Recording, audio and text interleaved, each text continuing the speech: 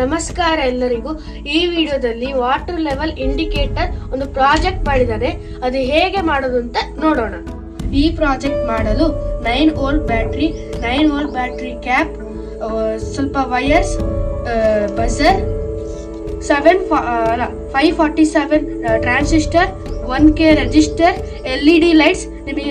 ನಿಮಗೆ ಇಷ್ಟವಾಗುವಂಥ ಕಲರ್ ಹಾಕ್ಬೋದು. ಮತ್ತೆ ಇಲ್ಲಿ PCB ಬೋರ್ಡ್ ಯೂಸ್ ಮಾಡಿದ್ದೀನಿ. ಅದ್ರ ಬದಲು ನಿಮಗೆ ಮಾಮೂಲಿ ಸರ್ಕ್ಯೂಟು ಮಾಡ್ಬೋದು. ಇಲ್ಲಿ ಯೂಸ್ ಮಾಡಿ ಐಟಮ್ಸ್ ಅಲ್ಲಿ ಇಷ್ಟೇ ಯೂಸ್ ಮಾಡಿದ್ದೀನಿ. ಆಮೇಲೆ ಇಲ್ಲಿ ವಾಟರ್ ಲೆವೆಲ್ ಇಂಡಿಕೇಟ್ ಆಗಕ್ಕೆ ಒಂದು ಬೀಡಿಂಗ್ ಸ್ಟ್ರಿಪ್ ಮತ್ತೆ ವೈರ್ ಯೂಸ್ ಮಾಡಿದ್ದೀನಿ. ಇವಾಗ ಈ ಮಾಡಿರೋ ಪ್ರಾಜೆಕ್ಟ್ ಅನ್ನ ಟೆಸ್ಟ್ ಮಾಡೋಣ.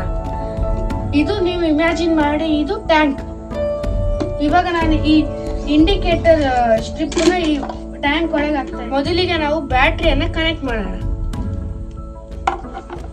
ಈಗ ಇದು ಟ್ಯಾಂಕ್, ಇದು ಇಮ್ಯಾಜಿನ್ ಮಾಡ್ಕೊಳ್ಳಿ, ಇದು ಟ್ಯಾಂಕ್.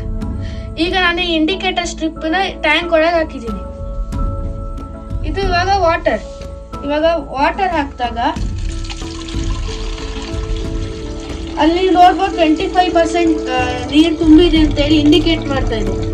ಹಾಗೆ ಅಲ್ಲಿ 50% ನೀರು ತುಂಬಿದೆ ಅಂತ ಇಂಡಿಕೇಟ್ ಮಾಡ್ತಾ ಇದೆ. ಪ್ಲಸ್ 70% ನೀರು ತುಂಬಿದೆ ಅಂತ ಇಂಡಿಕೇಟ್ ಮಾಡ್ತಿದೆ. ಇವಾಗ ನೀರು ಫುಲ್ ಆದಾಗ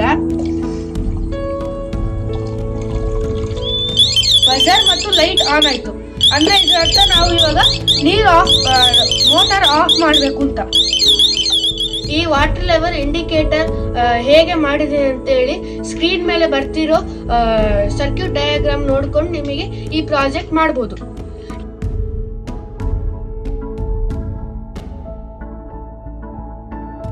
ನಿಮಗೆ ಇಷ್ಟವಾದರೆ ಲೈಕ್ ಮಾಡಿ, ಶೇರ್ ಮಾಡಿ, ಸಬ್ಸ್ಕ್ರೈಬ್ ಮಾಡಿ. ಧನ್ಯವಾದಗಳು.